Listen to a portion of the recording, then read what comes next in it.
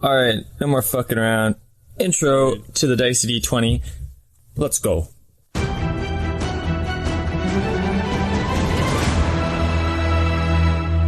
Ladies and gentlemen, welcome back to the Dicey D20. My name is Noah, Dungeon Master, and I am joined here by our players. We have Tyson McKay. Tyson, how is it going, my brother? Shut up, Noah.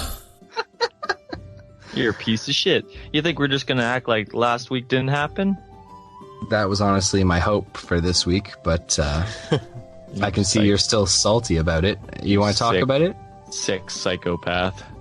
You just decapitated my friend or whatever you did. I wasn't there paying attention or anything, but I did not decapitate him, and I apologize. To you mostly.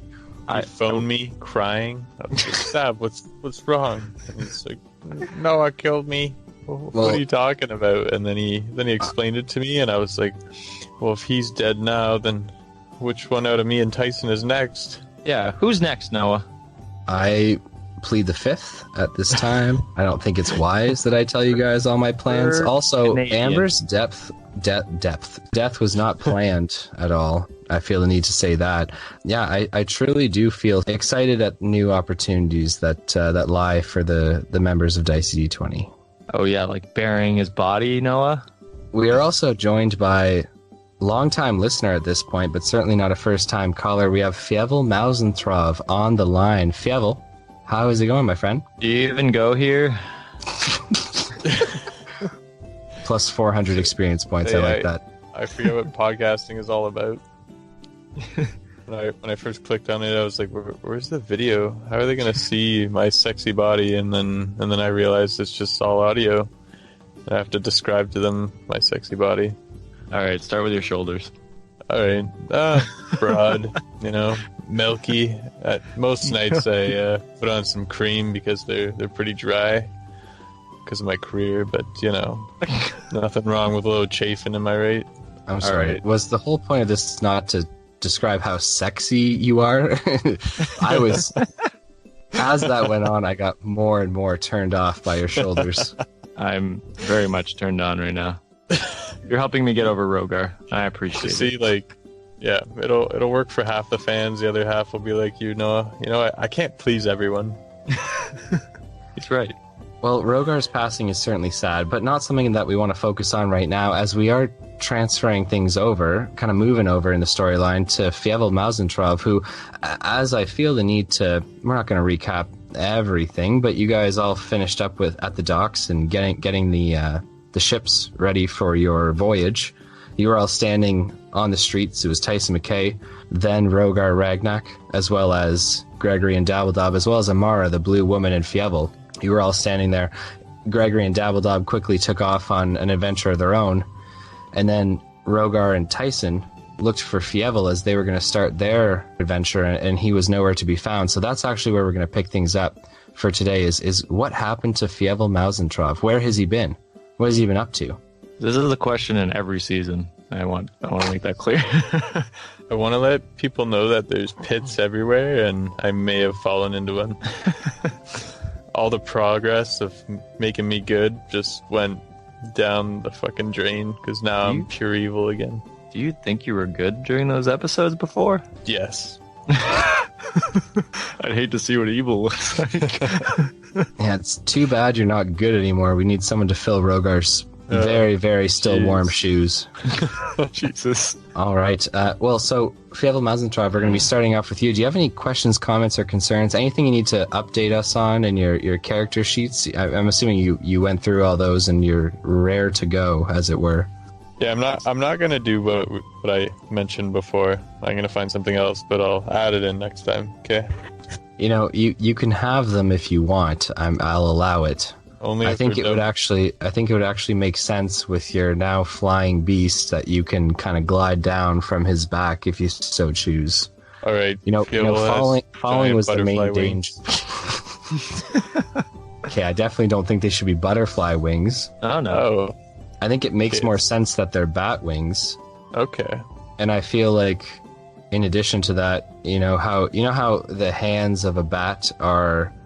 The little claws they have are actually, the bones extend from the wings itself, the membrane in between. if your four arms, are with the wings, that kind of makes sense too, right? Oh God, you only have 2 arms again. Like the Suck it. Oh God. No, you'd still have. I'm normal. No, you're definitely not that. Oh my gosh. Is being normal the main danger here for you? No, you definitely still have 4 arms. I just feel like the membrane should be, from the side of your body to the first arm, from the first arm to the second arm. And then there's enough folds in the membrane for you to still do things with all 4 arms. But I just think in terms of mice getting wings, butterfly wings, these are evolution points, not gene splicing points, okay? If we're thinking about the evolution of a mouse, into like gliders and then later on into bats, I think it makes sense that you probably have a membrane between your arms. Okay. I think maybe it's time I mention something from my backstory. By all means, please go for it. My grandpappy wasn't always loyal to sleeping with mice and his wife. One time he went on an adventure and slept with some beautiful butterfly, and maybe that's the explanation for my awesome wings. Is it a monarch? Okay, the explanation for your awesome wings is most certainly the fact that you're a beastmaster and not your fucking loose slut of a grandfather. Fair. All right. I feel like your grandfather, your grandpappy as you called him, was probably just paraded through the streets like Circe. Shame. Shame. Throwing apples and fecal matter. Slut. Yeah, you definitely don't have butterfly wings. Is that understood? Yes. Okay. No, bat I wings. need to always make things understood to get that clarification. Okay, so you have wings now, in addition to the 4 arms which you previously had. Is there anything else you want to let us know about before we begin? No. Okay. The tone of that no was a deceitful one. I'm just going to leave it at that. There's just some extra stuff. Okay. Like Chomper, Bowser, and Kazumbo's. I'm sorry. You can't just say these things as though they don't merit a response. We all knew about Chomper. Bowser and Kazumbo, I don't even think those were on the poll that we asked people about. Bowser, I understand. Sorry, where does Kazumbo come from? You know what, listeners? Quick Google. That's my reference now. It's Bowser's brother. All right, spoilers. Bowser has a brother. Just when you thought you went into those castles as Mario and kicked the shit out of him, and you thought the dynasty was over, think again. God Okay, damn, I will probably think again about that sometime. I learned a lot today. Yeah, that's certainly something different than we experienced with Rogar, where every single moment felt like I was getting slowly fucking stupider. But at least we got somewhere. Forks in the road equals bad. I want to make that into a t-shirt. I want to make it into a motivational t-shirt where it's like, if you're experiencing forks in the road, it means you're getting somewhere. Okay, Fievel Mausenthrow, thanks so much for filling us in last minute, as it were, on all of your upgrades. And we can probably get started if you're rare to go. Yeah, let's do it. So, Fievel, last we left off, all of the adventurers had completed getting the ships ready for their departure in 3 days. You were all standing around, obviously quite proud of yourselves at accomplishing this menial task, when Rogar and Tyson standing beside you, and Gregory and Dabbledob standing beside you with Amara. Gregory and Dabbledob just walked away from you guys, took off. And then you had Rogar and Tyson speaking with Amara, and you were kind of standing, you're a shorter stature kind of fella, and it's a big city, and, there's obviously the sounds and sights of the city all around you, many different smells, for sure, for that little mouse nose to pick up. But as they're speaking about the logistics of the mission ahead, a certain scent crosses your nose. Oh, God. Is it cheese? It is not cheese. No. Oh. It is a familiar scent, yet distinct. Arda? You can roll me a d20 if you want to try and pinpoint the smell. All right. Come on, nose. That's a 13. Fievel Mausentrov, it is most certainly the smell of another mouse folk. Oh, no. I didn't think I would have to murder someone so soon, but all right. It can only be one. Riyadh. I'm just kidding. Damn it. I'm good. So I thought I killed him. So Fievel, no, the smell is familiar in the sense that it's a mouse folk, yet it is distinct. You know that it's certainly not a mouse folk you've met before, as you guys know each other's scents pretty well when you know each other. But you have to smell their ass to make sure. Yeah, it's like good? dogs. Again, no, I said mouse folk, not rat folk. You know, honest mistake to make. But again, someone that you have not met. It's a distinct smell. Okay, well let's follow the scent. I'm curious. All right, can you roll me a d20 to find the scent trail and follow it? Can I ride Chomper as my nose follows? Or is Okay, he around me? I feel the need to tell you, you're on the streets of Malvista, crowded and busy with the ongoings of the city. Chomper is not with you in the street, Fievel, because of course he's not, because he's a three-headed, at this point, large, correct? Or did he ascend to huge yet? He's huge. Yeah, God. so a huge three-headed drake with wings is certainly not in the city. What if I call him? If he is, I've drastically misinterpreted, and therefore I have mischaracterized the situation for sure. No, Fievel. Chomper is at your direction, flying high in the sky, so he appears very, very small, and he's actually currently not above the city, but out at the outskirts in the wilds around Malvista hunting. Alright, I sit down, cross my legs, and I pout because I want him to be there. Okay, so you've walked a few feet away from your friends. You know, you were already knee level. You're not very tall, about 2.5 feet. And now instead of doing anything related to the smelling of the other mouse folk, you've just sat in the middle of the street. There are children and humans walking by you. You actually see some dwarves and members of other races as well, and carts passing you. From down here, lower than where you typically are, it is quite the sight to see. Lots of busyness on the streets of Malvista. Can I pretend like I'm foaming from the mouth? Yeah, sure. You want to roll me a performance check for that? It's a 19. Okay. So getting really frothy foam to kind of spill from your cheeks, almost as though you've done this before, or had some experience with rabies or going insane in a pit, being thrown there by your brother. This is the performance of a lifetime, and people around are certainly noticing. A child pulls at her mother's leg of her dress and says, Mama, that creature. She looks, and you're obviously frothing at the mouth, eyes wide, staring at her, I'd imagine. And the mother quickly pulls her child away from you. Alright, show's over. I get up and shake it off. I continue to follow the scent. Can you roll me a d20, please? Perception check, or I'll allow survival, as you are technically at this point tracking. Fievel is a that's terrifying that's a creature. 12. So, Fievel, you stick your nose in the air slightly, sniffing, your little whiskers kind of bouncing back and forth, as you are a few feet from your friends speaking with Amara. The smells that you smell on the streets of Malvista are diverse. Lots of different fish, oils and guts, as well as some blood, which runs through the street from a nearby butcher's shop. That being said, there are pleasant smells as well. It seems like baked cinnamon rolls are being made up the street, as well as the perfumes of some very, very elegant-looking ladies walking by. But the smell of the mouse folk is certainly the most distinct, and in your mind, just biologically, you notice these smells more than others, because they are very important to your kind. You know that down the street, towards the docks, is the direction from which the smell or the scent trail is emanating. Perhaps this mouse folk walked by not long ago, as the scent of whatever mouse folk it was still clings to the cobblestone streets below.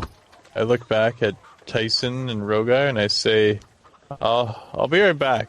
My nose is picking up on something, alright? Okay, so you're about 5 feet from them. And, you're kind of saying this. You know how people, turn and murmur something or say something, but they're saying a little bit quieter because their mind's elsewhere? Your mind is certainly elsewhere, and so the sounds of the city don't allow Tyson and Rogar to hear you. But nonetheless, are you on your way following the scent trail? I am. Okay, so heading down the streets, the smell gets stronger as you walk about 100 feet away from your friends. The smell is almost at this point everything you can sense, as your mouse brain, as insane and wild as it is, just becomes frenzied with the smell of another mouse folk. Okay, can I start moving faster and shoving people? You definitely can. You All move right, faster do it. and you start shoving people through the streets. You know, you at this with your clothes on. I mean, they might mistake you for a child, an ugly one at that, but nonetheless, it's not enough to kind of cause an uproar until eventually, you know, passing by some alleyways and then continuing down the street, the smell is not as strong anymore. What the? Can I look for, like, footprints or go back a bit and see if I could get the scent again? Yeah, so no footprints on the cobblestone streaks. I like where your head's at. However, you do retrace your steps, and the smell is most strongly emanating from an alleyway. Oh, God. Riov did this to me one time. You want to talk about it, or you want to... He used a giant fan to blow my favorite cheese scent towards the pit, and then I was walking with my nose up in the air, and I fell into the pit. It was awful. So is that the first time or the second time? Or... How many times have you been in it? That was the 7th. Each rue's more elaborate than the last. Riav always got me in the pit. So He's one sick son of a bitch, I'll tell you that. yeah, All right, yeah. Well, the scent is most strongly emanating from an alleyway. Is it dark? Should I make some light? No, the alleyway is not covered. I mean, it's darker in the alleyway than it is on the open streets of Malvista at midday. The alleyway actually does not follow through to another street, but rather is a dead end, at the end of which there are some barrels and crates piled up. Ew, it's a swamp mouse. Gross. Scavenging in barrels, looking for skeletons of fish already been eaten by humans. Fucking disgusting. Alright, well, I'm gonna go yell at this Can you disgusting roll mouse me a folk. d20, please, for the scent that you're smelling? That's a 1.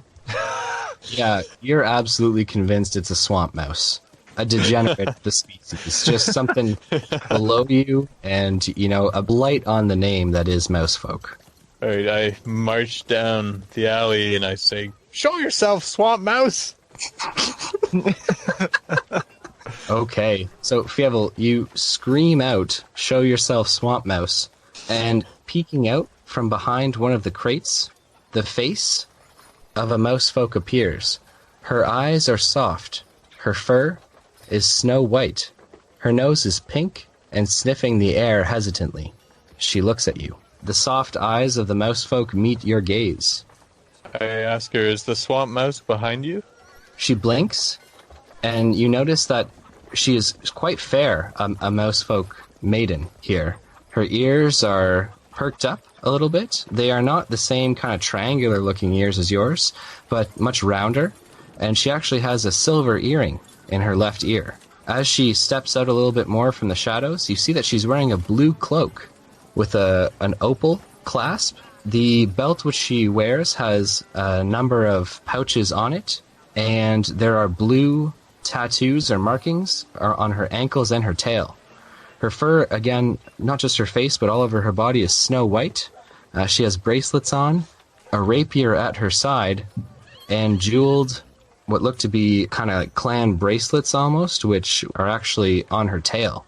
As she steps out to look at you, hand on her rapier, she says, in quite a formidable voice, "Stay back, assassin." "What'd you call me?" So she draws her rapier at this point, extending it towards you with her hand and holding her other hand behind her back, her cape flourishing as she does so. She says, "I am not afraid of you, you night-tail." I say, "Do it! If you're just gonna point your weapon at someone, just stick it through my heart like Arda did." She looks at you. She says, "I do not know this, Arta, but are you not one of the night-tail assassins?" I'll be whatever you want me to be, alright? You go from so sad to so confident immediately. Her face scrunches up as she looks at you and she says, "I do not understand. I thought you were here to kill me."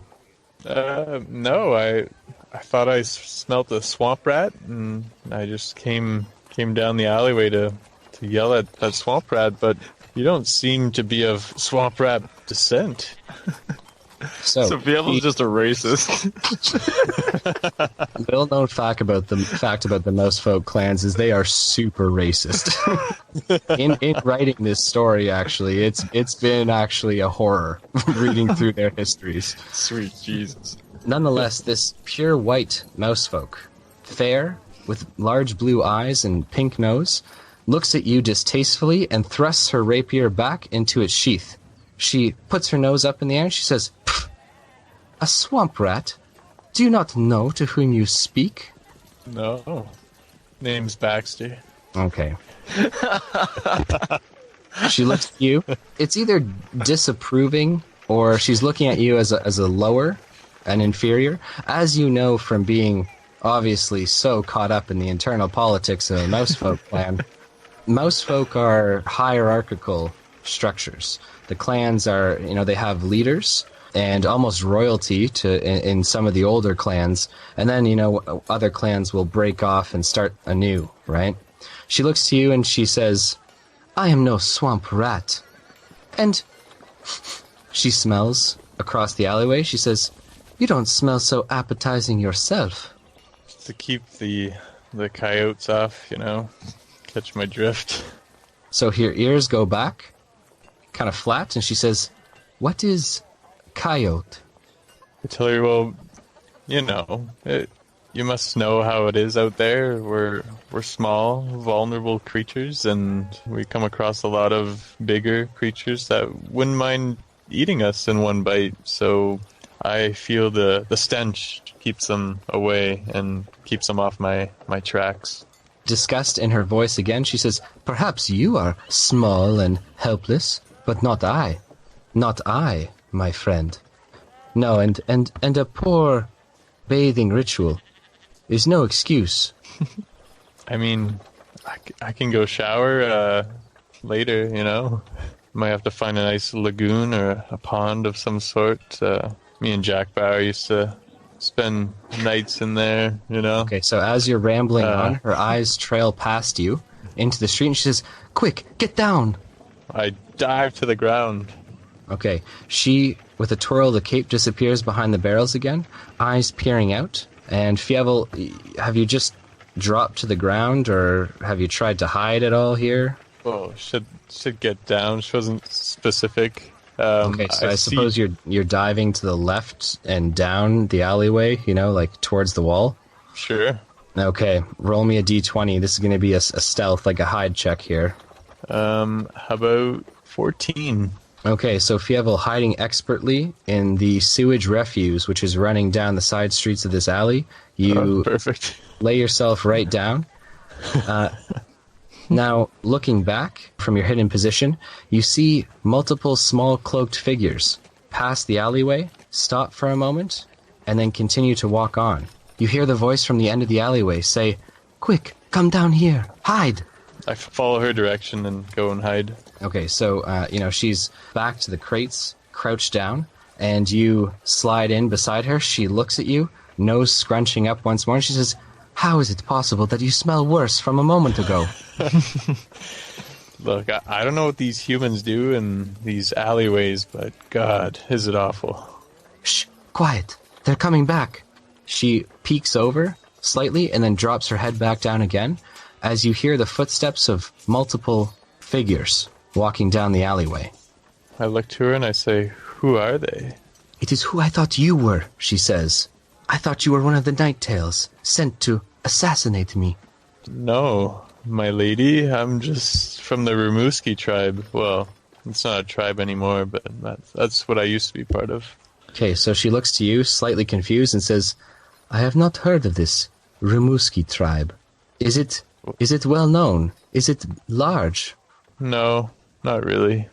Well, perhaps you are the best person I could have met. The Night Tails have been following me for days." "What do they want?" It's at this point that a voice calls out from down the alleyway. "Princess, we know you are behind there. Come out. I promise we won't hurt you." Alright, I tell her to keep her mouth shut and I walk out. God, is that really how you read her as a character to interact with? So you see strong, confident woman, and you think the best way there is keep your mouth shut. Let the man do the talking. So Sorry, misogynist, how are racist. Yeah, those folk are just a bunch of backwater ingrates. Okay, so sorry, you said shut your mouth and let me do the talking. Yeah. Okay, so she looks at you, quite furious, you can tell, but what is it that you're doing? Are you standing up? Are you stepping out? Are you... Yeah, I step out and start talking to the person at the end of the alleyway. Fievel, at the end of the alleyway, you see 4, clad in black cloaks, mouse folk. Their ears pierced many times, with both gold and silver earrings. Their fangs, some of them are placed with silver or golden teeth. Their claws seem long, and they carry with them very misshapen-looking swords and axes. The leader, the one stepping out from the rest of the group, pulls a very wicked, curved-looking blade from its sheath, and he says, "Ah, another mouse folk. Pray tell, who are you?" It is I, your princess, and I pretend to act like very intoxicated. "You are not the one we are looking for, but I know she is there. Your ploy will not work. Tell me, who are you, so I will know the name of the mouse folk I have killed." Name's Don't tell him. Baxter. Okay. He looks at you and he says, "Ah, Baxter. Well, your name, it means nothing to me, nor does your life, so please, step aside. What is this mouse folk to you, Certainly not a member of your own clan, now that I can see." You know, she likes the finer things, and I'm just old-fashioned. He looks at you, his nose pulling back as well from the stench that is your now musk, I guess. And he says, "No, very clearly, you are old-fashioned. Well, as an old-fashioned mouse folk, I do not need to tell you the ways of the old clans. Step aside. This is not your fight, not your clan." Well, I didn't want to have to do this. And then I screech and call down Chomper. Okay. So, let's take a quick pause, because I feel like, first of all, I need one, and second of all, I think everyone else might too. You understand that Malvista is the largest city in the south. It is a port, a trading city. There are nobles here, as well as a city guard, a standing army. Does any of this resonate within your very small mouse skull? Yeah. Okay. I'm in trouble. I'm nothing without my beast, and I need help. Okay, you've got 4 arms, a bunch of weapons, and wings, and I'm not saying you can't. I'm just saying, first, consider what may occur if both Chomper, Bowser, and whatever the fuck decide to come down. And even if they're only attacking these mouse folk, your Drake will be attacked by the city. Just wanting to throw that out there so that you are aware. Bunch of racists. I'm sorry. You don't get to pull the race card after what you just did. No, you bring up a good point there. All right. I'll think of something else. I'm just saying I don't want you to be upset when Chomper's got spears sticking out of him and holes in his wings. Yeah. I mean, he would go down fighting, and that would be a good episode. Yeah, the destruction of Alvista and the derailment of this entire season. We can't lose both characters. So, the last thing that the Mousefolk leader said to you was that this is one of the old ways of the clans, and that as a clan member not belonging to the princesses, you are not obligated to step in the way. In fact, it's not your fight. Okay. I step aside and I say, I know my place. The leader, still keeping his sword unsheathed, says, "Step out, princess." And the mouse folk standing beside the leader, apparently the second in command, also throws out a few quips. Will be voiced by Tyson, if he so chooses. I step out twitching because my character twitches. Oh God, it's Mazer. That's right, mouse folk. You stay where you are. Ooh, I like the voice that we're doing here. Now, the leader at this point says, "Princess, step out into the light." Now, the mouse folk princess, whose name you do not know, steps out. Her hand on the hilt of her rapier as she steps past you. You can almost see the look of disgust in her face as she looks to you, and I don't know what she was expecting out of you when she met you. I'm not going to say it was much, but it certainly was more than this. She steps out, drawing the rapier blindingly quick. She says, "Yorick, I would say it was good to see you." And then she points the rapier out towards him, placing her other hand behind her back, her cloak flapping quite quickly. Of course, I would be lying. Her nose twitches. How dare you speak to my master that way? Okay, so Yorick places his hand on... sorry, do you have a name for this character that you'd like, or do you want the name I came up with for you? My name is Darius. Okay, so Yorick places his hand on Darius and he says, "Calmly, Darius, calmly." I twitch back into place. Sorry, sir. I'm sorry. We will take the princess from the city.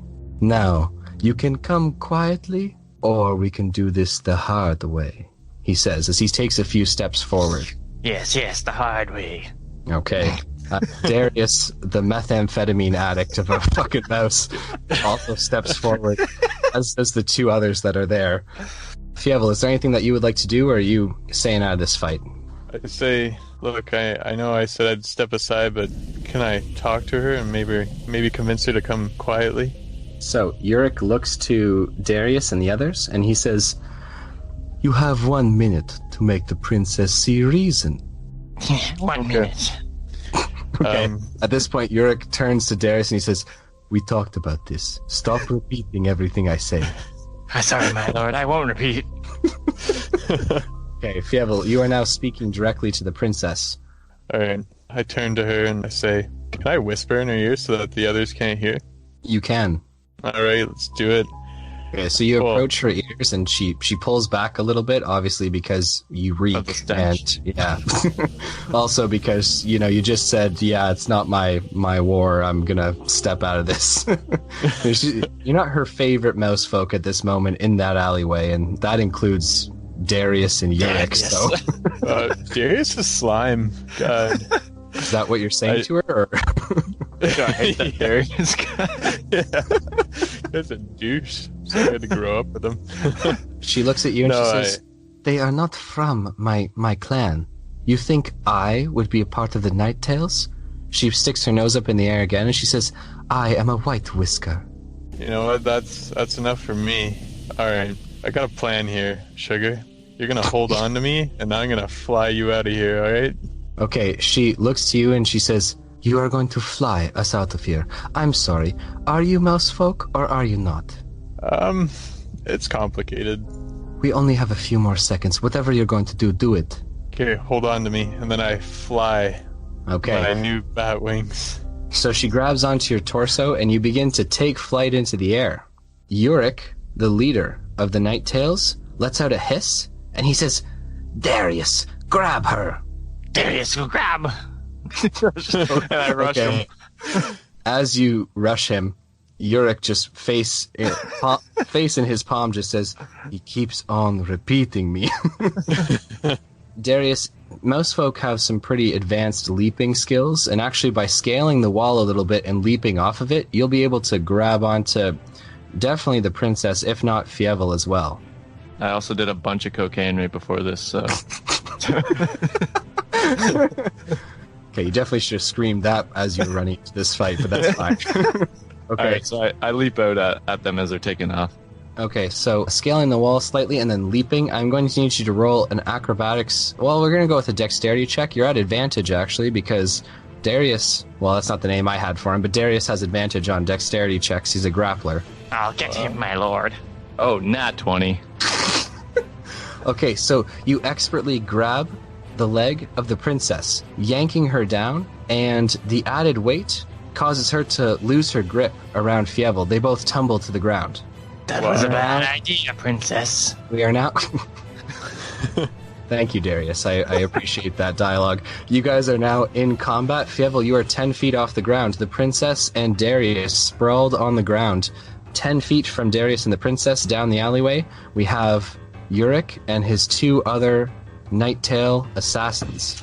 We have Yurik starting things off with a 24. I have a 17. Darius has a 4. Okay, Darius is going last. That's fine. The other 2 Nighttails are going in between Fievel and Darius. And the princess also got a 4. Interesting. Her plus is greater than Darius's, so she'll be going in between the Nighttails and before Darius. So, Yurik will start first.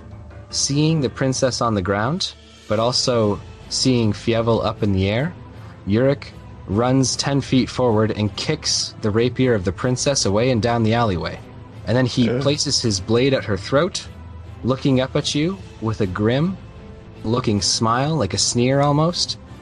He says to the princess, "Don't move, princess." We now have Fievel's turn. Fievel, what would you like to do? Say, let her go or all your bodyguards here will die. Okay, this is combat, so you can end combat and try to negotiate. If you want to do anything like an action on your turn, you can also do that. It's up to you. You want to take the negotiation out? I'm taking an action.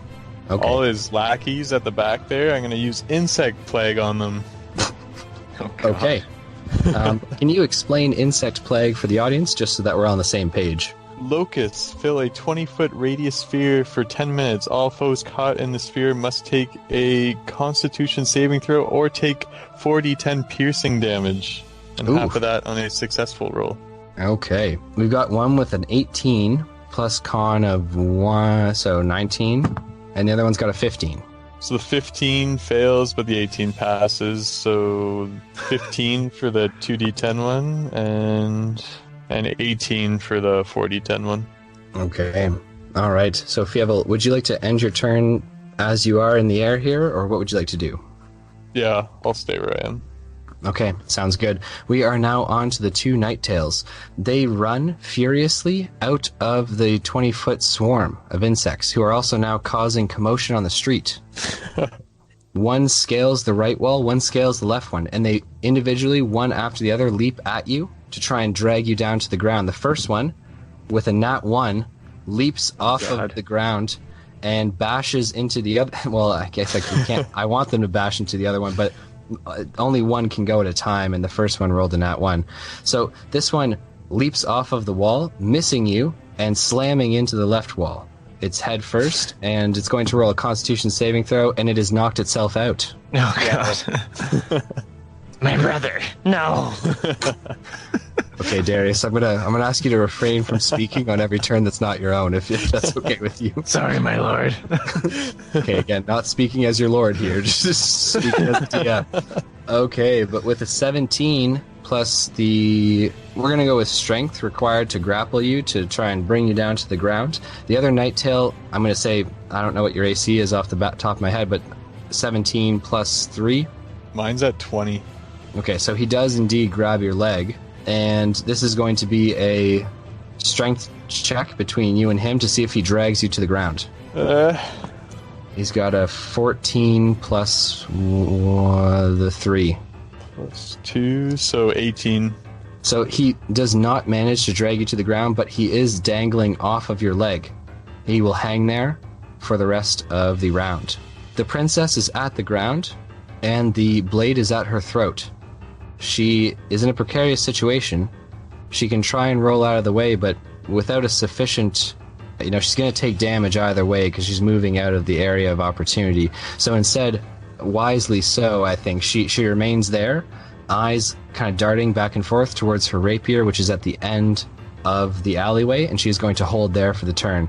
Darius is on the ground beside her. Darius, what is it that you would like to do? Well, I don't have my weapons out. Darius is a dual dagger wielding son bitch. That fits his personality, yeah. But Darius will do what he does in the crack dens. Darius scratches her eyes out. Okay. So, oh God. Yurik's blade is in between you and the princess at this point, so do you want to move to the other side of her to scratch her eyes out, or... Yes, my lord. Okay. She's going to cover her face and not allow you to scratch her eyes out, I think. Typically, I wouldn't really allow that kind of back and forth during combat, but scratching someone's eyes out, just unless you're really making a swipe for the eye, I mean, you can make a swipe for it if you want. But continual scratching, I think, takes a long time. My lord, you disappoint me. But okay, I will grab her then. Okay, so you grab the princess. Are you grabbing her legs? Are you grabbing her hands? What are you doing? I'll try and restrain her arms. Okay, so you restrain her arms. Fantastic. It's going to be a strength check, you versus her. She's got a 4, so... That's a 14, my lord. Again, you don't have to refer to me as your lord, just Yurik. And yes, my lord, I'm sorry. You successfully have the princess grappled, and we are now on to Yurik's turn. Yurik looks towards you and he says, Baxter, come down from there, or I cut the princess's throat. Say only if I could land on your buddy here. The mouse is going to let go. The other Nighttail is going to let go of you. He lands and begins to assist his conked out buddy, which is on the ground. Yurik is ending combat for here, but you can start it up anytime you want. I don't have beef with you, just with your crazy assistant. Darius takes offense to that. Quiet, Darius. Sorry, my lord. Baxter, Slowly. if you choose to go on your way, we will allow you. No harm has been done which cannot be mended. I flap my wings in a downwards motion and land. So, the Nighttail who is helping the other one up gets his other buddy conscious by slapping it a few times, and they both relieve Darius in the project of holding the princess's arms. Darius, you may now stand. You're no longer needed for that portion. Yes, my lord. And Yurik looks to you, Darius, and he nods in a way that you know to mean only one thing, which is knock out Fievel Mausenthrov with a blow to the back of the head. You have seen this nod 1,000 times. It is a nod you are familiar with. This is the first time, Darius. What movie? There's a movie called The Losers where they're at the top of the building and the CIA guy Max nods and Wade kicks the guy off the roof and he fucking falls. And he's like, God damn it, Wade. What? You nodded. You told me to kick him off. That was a shoot him in the leg nod. At the very worst, that was a break his fingers nod, Wade. Like, Christ. How many times have you and I done this? Well, I'm sorry. It just seems excessive. Although it does appear to have the desired effect. Okay. Alright, so Darius does what he does best, and he beats Fievel in the head until he's unconscious. Yeah, now that I hear you say it, that would definitely be the way he'd do it. I'm going to require an initial roll. I mean, it's advantage. You're behind Fievel. I let that crazy stand behind me. 19. Sorry, your AC at this point is 20? Yeah. Okay, so Darius, you narrowly miss hitting Fievel Mausenthrov on the back of the head, but only because Fievel hears the blow coming and is able to dodge it from the side. There is now another series of combat between Darius and Fievel. Now, Darius, your sole job here is to knock him out by whatever means necessary. So, Fievel, you spin around and you're facing Darius. I'm going to require initiative rolls from both of you. It's a 5, my lord. 17. Okay, so Jesus. Fievel, you don't have any weapons drawn, but what is it that you'd like to do? I'm gonna breath attack him at close range. Okay, what kind of breath attack is this? The lightning. Okay, Darius, can you please roll that dex check to get out of the way of the... Nat 20. Fuck, I'm getting so lucky tonight. Okay, typically with dexterity checks, to get out of the way, a nat 20 would just mean you take half damage. DM's going to overrule this, and because Darius is coked out of his mind, he's going to dodge it with just a dexterity, which is unseen. Darius, it is now your turn. You are now alongside Fievel Mausenthrov, and I don't want to tell you how to play this, but Darius is a choker, so... Oh, yeah, Darius knows. I grab him by his scrawny mouse neck. Yeah, +1 inspiration point for the character Darius, because this is absolute gold. Fievel, I'm going to need a strength check out of you for your windpipe. Say 15? Okay, Darius, you're clamping onto his neck, and the name of the game for you here is it's essentially for the next few rounds or however long Darius can hold on. It's strength check versus strength check. Okay. And I think we're going to go with, between the two of you, each round is roughly 12 seconds, 3 rounds, and the small lungs of Fievel would probably be pushed to their limits. I'm going to imagine that you're going to need to win 3 strength checks to suffocate him. All right, Darius will roll. A 10, my lord. Go to sleep, mouse. Now, Darius, he did roll higher than you, but I feel the need to remind you have an inspiration point if you want to choke this bitch out. Darius will use that inspiration point. What the fuck? That's a 17, my lord. Okay, sorry, Fievel, was your roll also a 17? No, it was a 15. Fievel, you feel Darius's long fingers, and he has one particularly long nail. It looks like his pinky nail, which he probably uses for snorting cocaine. You feel them wrapped around your throat. You feel like you can't break out of his grasp. I'm going to require another strength check out of both of you. Darius, if there's anything you'd like to say throughout this process, I feel like you can... Shh, go to sleep, little mouse. That's a 14. Can I use wild empathy on him? Is he a beast? Kind A of. little bit.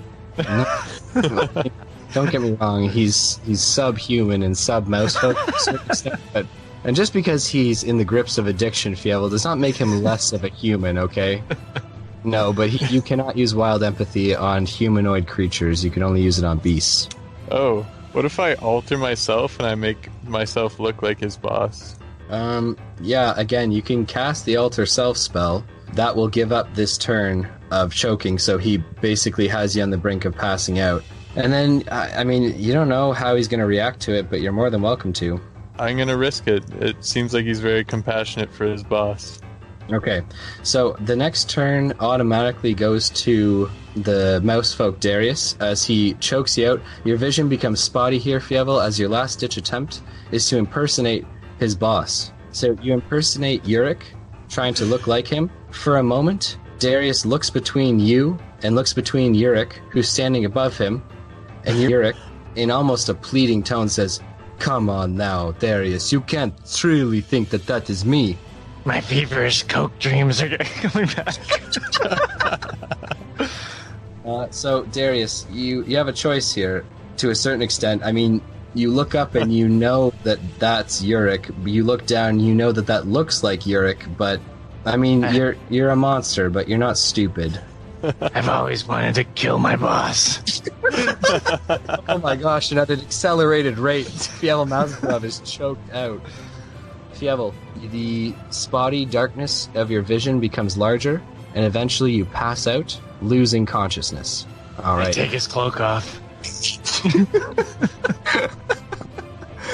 All right.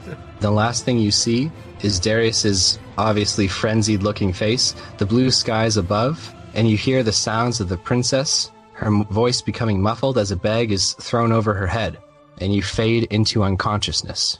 Fievel, I'm gonna hand you 500 experience points, not for winning that encounter by any means, but certainly for doing the right thing. I think that's very important to say. Yeah, Second last time I stand up for a woman. Nope, you said that when Arda happened, and here you are again. Damn it. Never learns his lesson. Always chasing women. And Darius, I'm going to hand you an inspiration point for taking out a rival clan member. Yeah, thank you, my lord. Okay, again, I'm not your lord. It's Sorry, my lord. Yurik is... Oh, Jesus Christ. Okay, allow me to set the scene, if you will. Fievel, bag over your head, you awake. You are slumped on the ground. Not far from you, you both feel the warmth of a fire, as well as hear the sounds of the crackling of logs splitting under the flame. You also hear in the distance the sounds of crickets chirping and the sounds of the winds through the trees. You know that you are no longer in Malvista. As you awake, something kicks your stomach and you take 1 point of damage. You kind of feel the breath rush out of your lungs, and you hear the snickering of Darius taunting you. And then you hear me go... As I do a bump. Okay, A, that's not a bump, that's a line. And B, take another inspiration point. You are my new favorite character. See you, Rogar. More like see a Fievel. You're going to replace this guy. Okay. God. My new favorite mouse. Let's get a poll down in the comments below. Who's your favorite mouse? Is it Darius? Is it Fievel?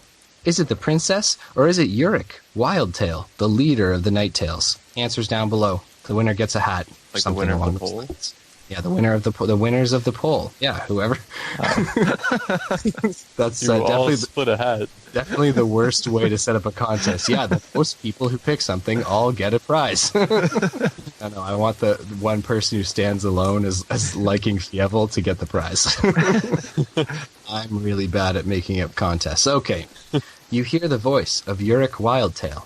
We have been looking for you for so long, my princess, and truthfully, we did not think to find you in the human filth pile that is Malvista.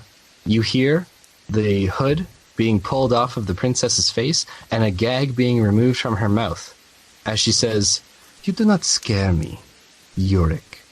Don't forget, I know who you really are." He splutters a little bit and then says, "You know nothing," and you hear a backhanded smack across her face. Yes, hit her, my lord. Okay. The other Wildtails are looking as Darius is just becoming fully erect. Powder just underneath his nose. I can't even describe just the urgency with which he wants her to be hit.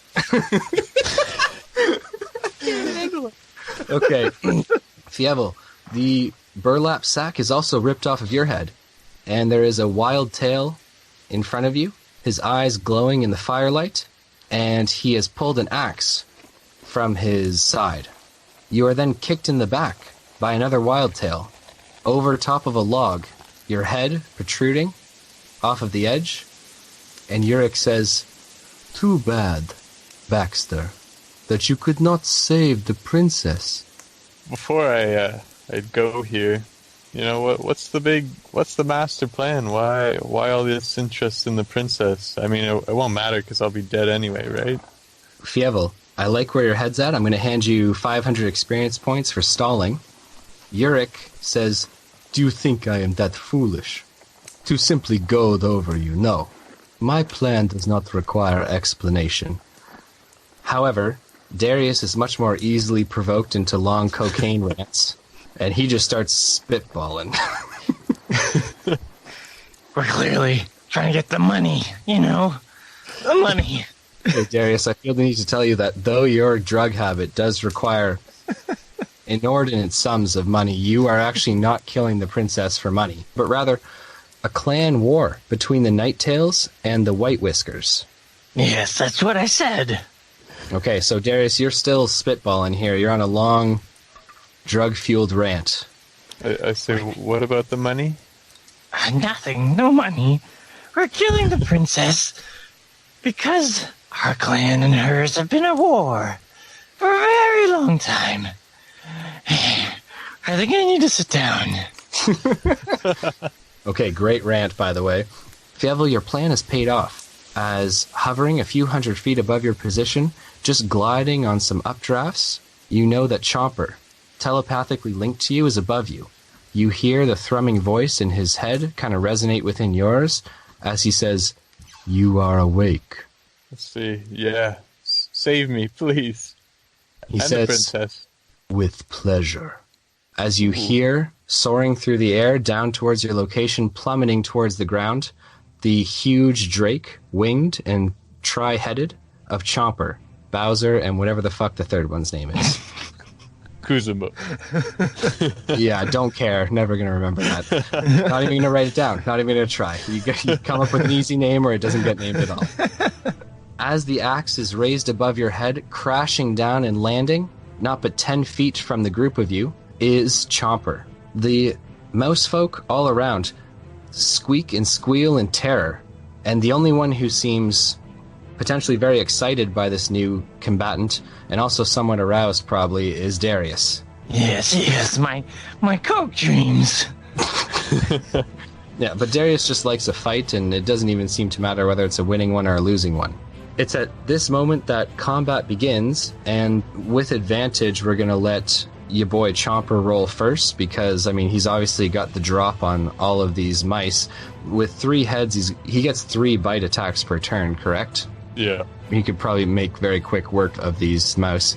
So the Nighttails, oh my god, like, they're mice and they have high dexterity, but they can't roll for shit. Yeah, the highest here is a 13 from Uric, and the others are all lower than that. Alright, so am I trapped right now? Like, it's just No, him... you're just beneath the axe, but I mean, trust me, you are the least of this Nighttail's worries. I have a 15 for the Drake. Yeah, he's above all these guys, except for Darius, who obviously is being rolled by Josh, and then there's, of course, Fievel, your roll. 13, my lord. Okay, so Darius, you're going to be going just before Uric. I've determined that your cocaine adds more to your dexterity. Yes. Gets the kids going. Okay, and Fievel's got a 17. Okay, so it'll be Fievel, then the Drake, followed by Darius, Uric, and then the Nighttails. I'm gonna pull out my Scimitar of Speed. You do not have it. Oh. Why in the fuck do you think you would be knocked out and still have your weapons? You know, in fact, you see your Scimitar of Speed in the hands of Darius. He's currently snorting a line off of it. That motherfucker. I breath weapon his ass again. I'm sorry. I feel like, yeah, first of all, be upset at him, but second, it's called the Scimitar of Speed. You think this guy's actually using it more so what it was designed for than anyone else has? Plus 1 inspiration point to me. Okay, you're gonna breath weapon his ass? Yes. His back is turned to you as he's aroused and staring at the dragon. So, Darius, I'm gonna have you rolling at disadvantage to get out of the way here. Darius rolled a 10. Okay, so clearly not enough. Can we get some damage for Darius, please? You sure can. You seem to be rolling a lot. I don't like it. 29 damage. Darius, you're still up and well. No worries for you there. So, Fievel, anywhere that you'd like to move on your turn? Yeah, I'll fly up 15 feet. Okay, would be easy, but your hands are tied behind your back. Oh, alright. Yeah, I mean, I like the way you're doing this, trying to do things and then realizing you can't. But yeah, you were tied up, hood put over your face, and then your weapons were taken. I mean, act like you were just a prisoner. Can I waddle towards my Drake? You can, but you will leave the area of opportunity of the Nighttail who has the axe above your head. You can try and roll out of the way. I mean, he's still going to try and slice you, but it's not going to be great because he's staring at the Drake, obviously. Okay. Yeah, I'll just move out of the way of the axe. Yeah, his roll is not enough to strike you. It's an 11, so I imagine that doesn't reach your 20. And the axe is embedded momentarily into the log. Would you like to run anywhere or do anything? I run towards my Drake. Okay, so you run to the feet of your Drake. You know, you're quite small and he's quite large, and, you know, you're in between both of his front legs.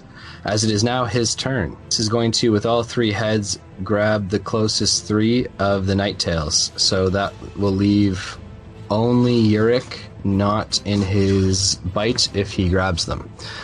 First will be Darius. Darius jumps out of the way miraculously as Chomper's left lesser-known head rolls a 6 and is just not going to reach that AC.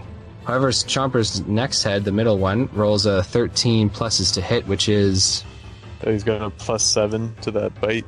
Fantastic. So he is going to grab one of the Nighttails, and he's got an 11 plus 7. So he's going to grab both of the other Nighttails in his jaws.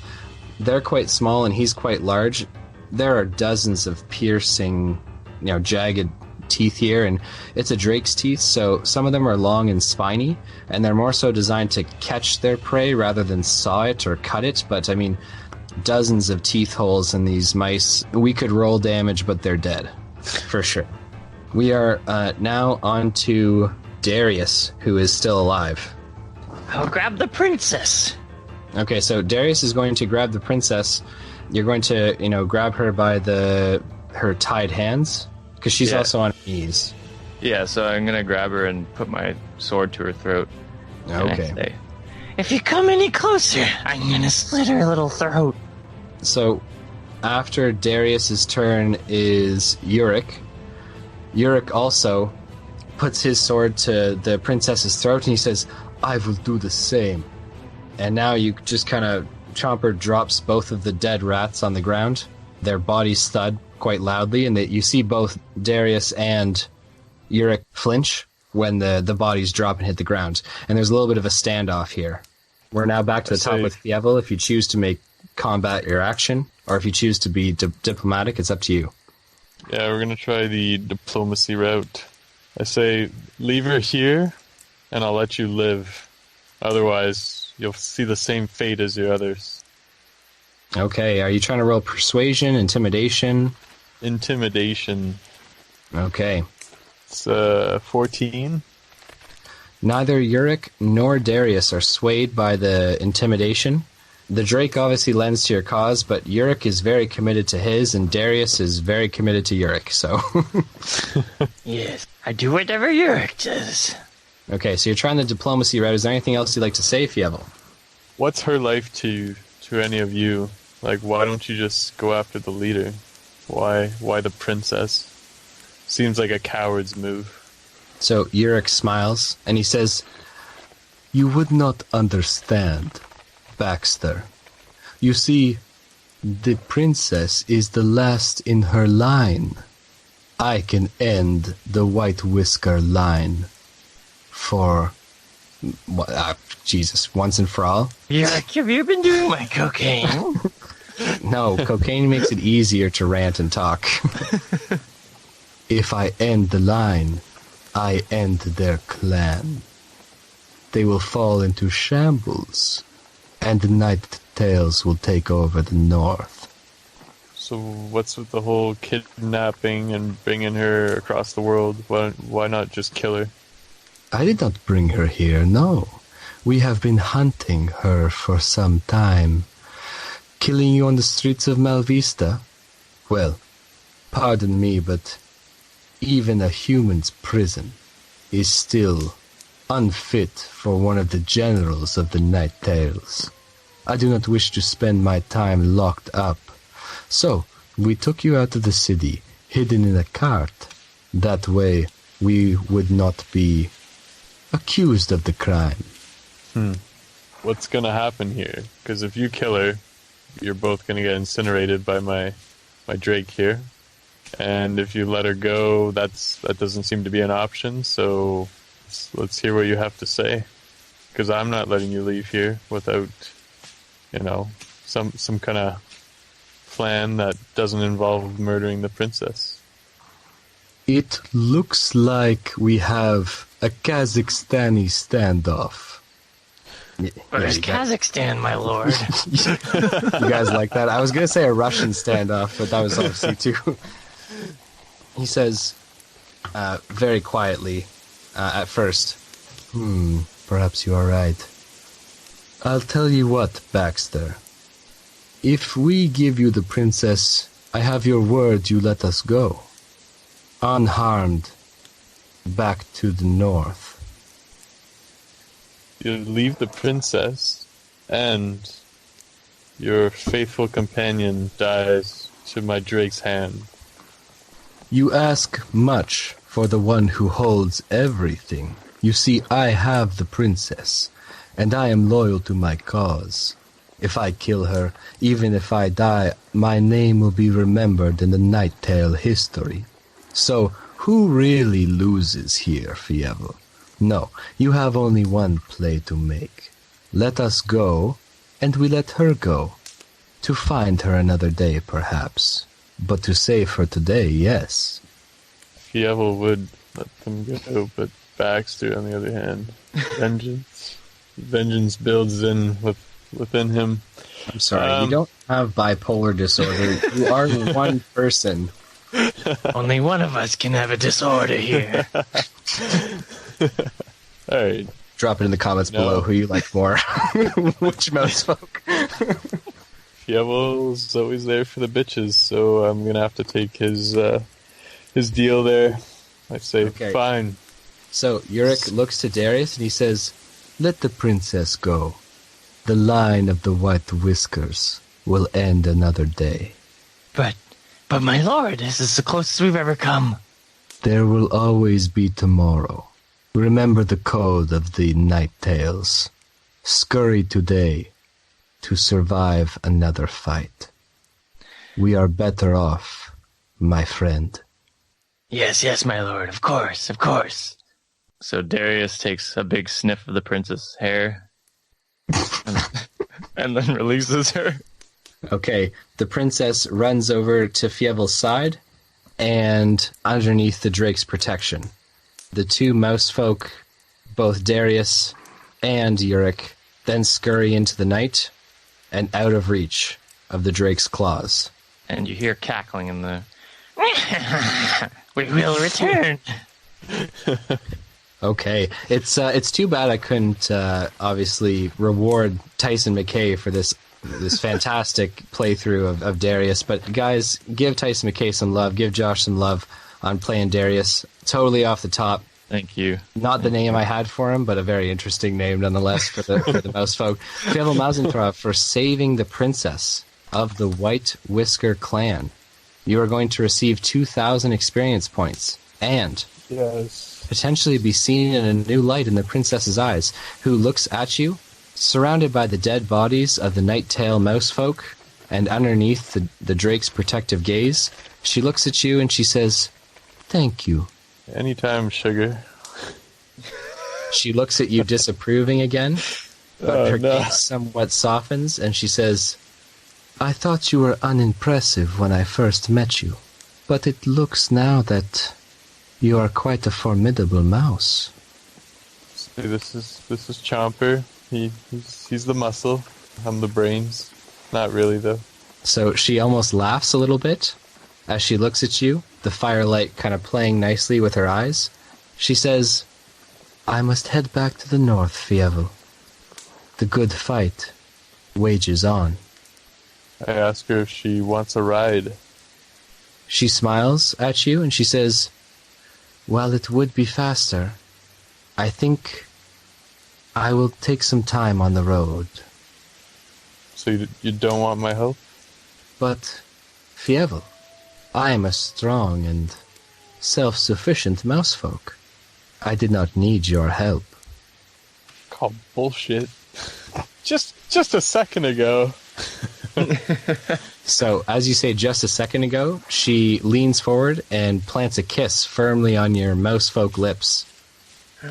She pulls away and she says, "Maybe sometime soon I won't need your help again."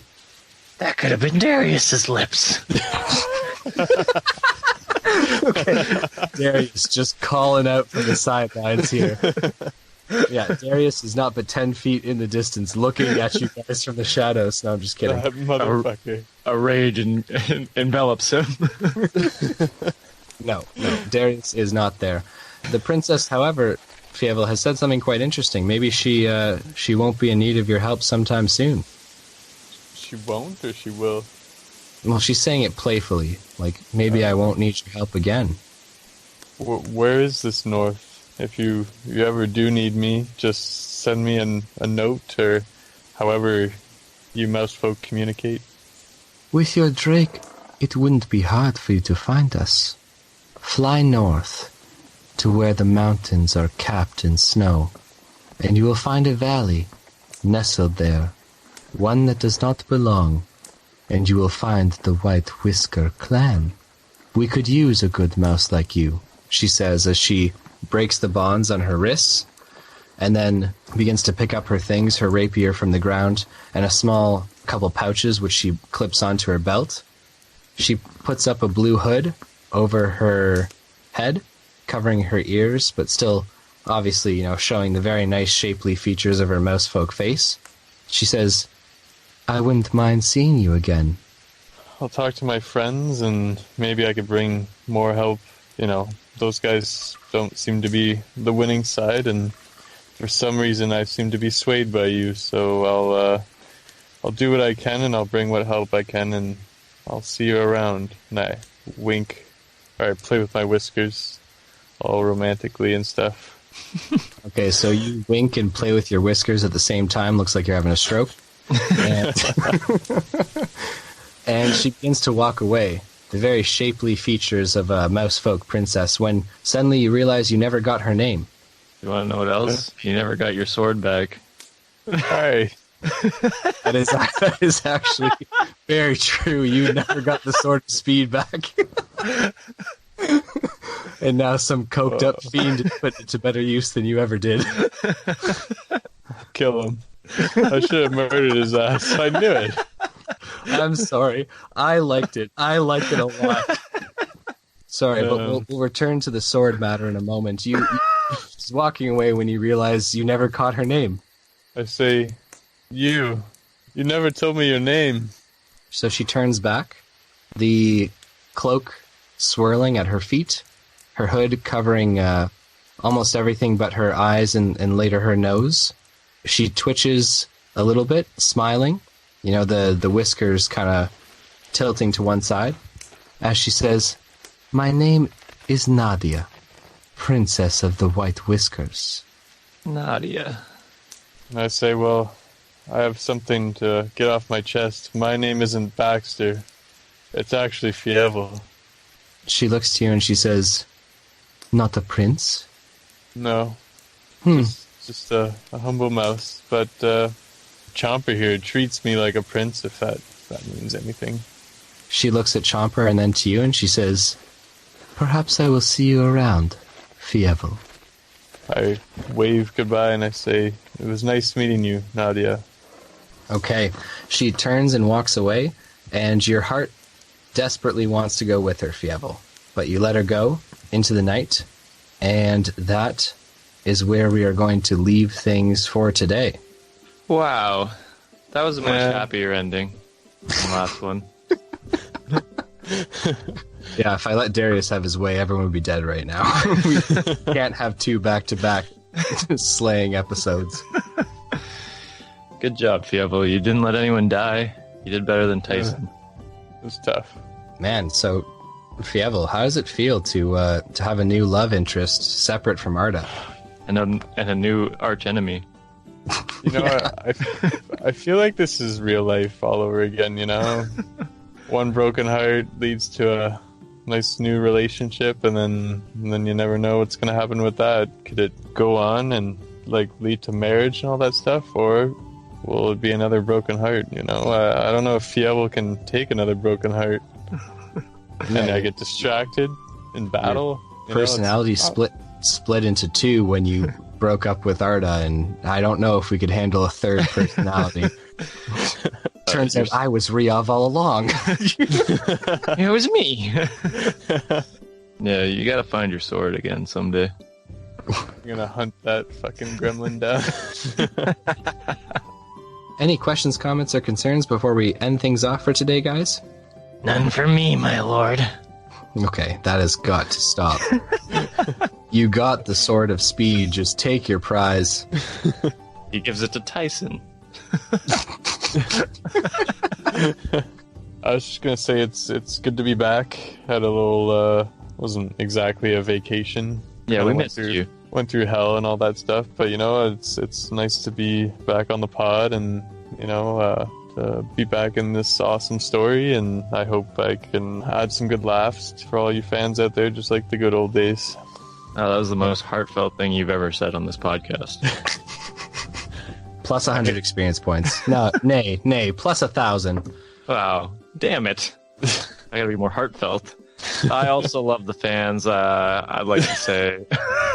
And that's it for today, guys. So thanks so much. It has been an absolute pleasure bringing you this episode, whether it was morning, evening, noon, or night. I just want to say thanks so much for listening to the Dicey D20. This is your DM signing out. Darius signing out. Stop. Fievel out.